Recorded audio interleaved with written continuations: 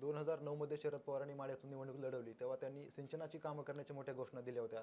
गणपतराव देशमुखांना सुद्धा त्यांनी सिंचनाची कामं पूर्ण करू असा शब्द दिला होता. मात्र परत 2014 वेळी 14ला जेव्हा शरद पवार परत तिथून लढण्यास इच्छुक होते, तेव्हा मात्र तिथून तिथल्या लोकांनी विरोध केला आणि सिंचनाची कामं पूर्ण झाली नाही, जनसंपर्क कमी होता असा आरोप केला. 14ला मोहिते पाटील निवडून आले, 19ला आता निंबाळकर आले.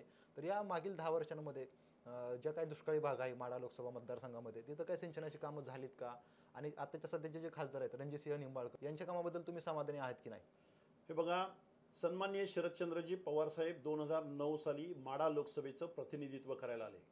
आमच्या माढा लोकसभेमधल्या सर्व पक्षीय नेत्यांनी एकत्रित येऊन सन्माननीय शरदचंद्रजी पवार साहेबांच्या प्रचाराचा नारळ फोडला.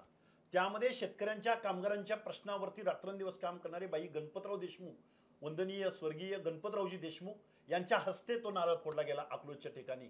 शरदचंद्रजी पवार साहेबांनी 5 वर्ष आमच्या माढा लोकसभेचं नेतृत्व केलं. आमच्या भागातल्या लोकांच्या मनामध्ये एक असा प्रश्न होता की आमचं नंदनवन होणार, आमच्याकडे अनेक MIDC येणार. याच राष्ट्रवादीला आणि राष्ट्रवादीच्या नेतृत्वाला माझा सवाल आहे की माझ्या माढा लोकसभेमध्ये एक तरी MIDC आणली का?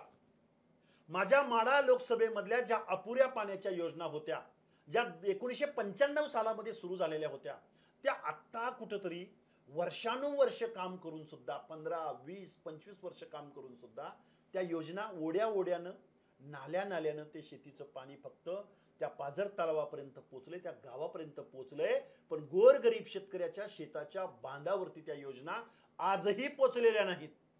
कसं इरिगेशन होणार आहे? त्यांना आवर्तन वेळेवर भेटतं का? त्यांना पाणी तिथपर्यंत पोचतं का?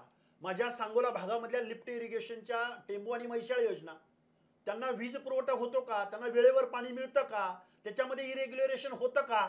याच्यावरती कुठलंही नियंत्रण या शासनाच्या प्रशासनाच्या माध्यमातून नाही. या भागातल्या लोकांचे प्रश्न खूप आहेत. या भागातली लोक कष्टाळू आहेत. मला अभिमानानं सांगावंसं वाटतं, माझा मान खटाव, माझा सांगोला, फलटणचा जिरायती भाग, करमाळ्याचा जिरायती भाग, माढ्याचा जिरायती भाग, बागायती भागामधली लोक सदन आहेत, काम करतात, कष्ट करतात. पण जिरायती भागातली लोक व्यवसायानिमित्त नशीब काढण्यासाठी अनेक शहरामध्ये जातात. परंतु माझ्या भागामधली माणसं आत्महत्या करत नाहीत. ती कणखर आहेत, कष्टाळू आहेत, पण त्यांच्या संधीला वाव मिळत नाही. त्यांना शासनाचं कुठलंही प्रोटेक्शन मिळत नाही. एखाद्या महामंडळाकडून अर्थसहाय्य मिळत नाही. त्यांचा मान सन्मान, त्यांची इज्जत ही शासनाच्या माध्यमातून प्रोटेक्ट होत नाही. आणि मग जर असं असेल तर माझ्या या लोकांच्या प्रश्नावरती, समस्यावरती आणि त्यांचं प्रतिनिधित्व करण्यासाठी मी का लोकसभेला निवडणुकीला उभं राहू नये? लोकशाहीमध्ये मी अशी भावना व्यक्त करणं, इच्छा व्यक्त करणं, सन्माननीय शरदचंद्रजी पवार साहेबांसमोर ही इच्छा व्यक्त करणं, हा मी गुन्हा करतोय, क्राईम करतोय? अजिबात नाही.